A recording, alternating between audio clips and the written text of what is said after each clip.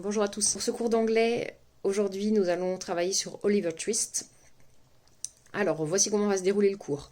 Tu vas voir dans la suite de cette vidéo une image du livre qu'on est en train d'étudier en classe, donc tu as l'habitude. Tu vas écouter l'enregistrement, puis ensuite tu verras le texte tapé, mais cette fois-ci tu n'auras plus les images.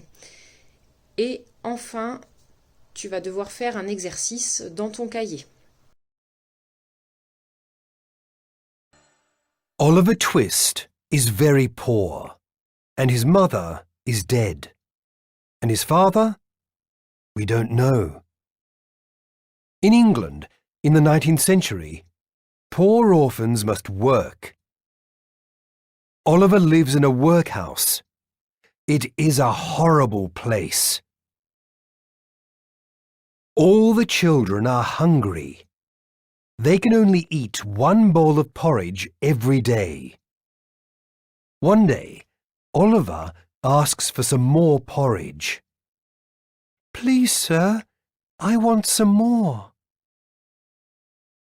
Mr. Bumble, the manager, is very angry. More! More! N'hésite pas, si tu n'as pas tout compris, à repasser l'enregistrement si c'est nécessaire. Maintenant, je vais te proposer le texte tapé à l'ordinateur et tu ne vas plus voir les images, mais tu vas écouter le même texte. Donc là, ton travail à toi, c'est de bien suivre avec tes yeux les mots en anglais, parce qu'après, tu vas devoir faire un exercice dans ton cahier avec ces mots-là. Donc sois bien attentif. Et pareil, si c'est très difficile, n'hésite pas à repasser une deuxième fois. Bon courage! Oliver Twist is very poor, and his mother is dead. And his father? We don't know. In England, in the 19th century, poor orphans must work. Oliver lives in a workhouse. It is a horrible place. All the children are hungry. They can only eat one bowl of porridge every day. One day, Oliver asks for some more porridge. Please, sir, I want some more. Mr. Bumble, the manager, is very angry. More! More! Tu as remarqué sans doute que dans ce texte, il y avait des mots en gras, et ce sont des verbes. Tu vas en avoir besoin pour réaliser l'exercice suivant, l'exercice 1. Donc tu feras attention parce que dans le texte, certains verbes apparaissent avec un S à la fin, et si tu te souviens bien, le S c'est parce qu'ils sont conjugués à la troisième personne, à il. Et bien toi dans l'exercice, il ne faudra pas mettre le S, d'accord? Donc dans l'exercice numéro 1, il manque une lettre, et c'est à toi de la retrouver.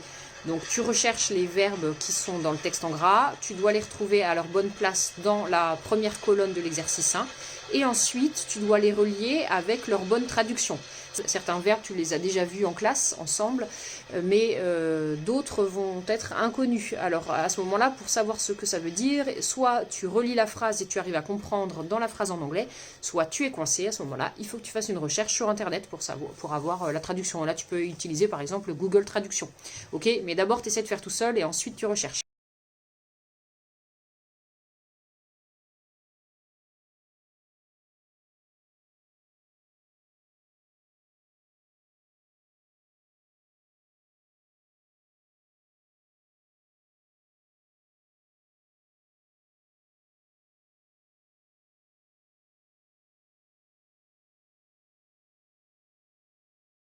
Voilà, et quand tu auras terminé ça, tu prends ton exercice en photo et tu me l'envoies par SMS. Et moi ensuite, je t'envoie la correction. Ok, travaille bien.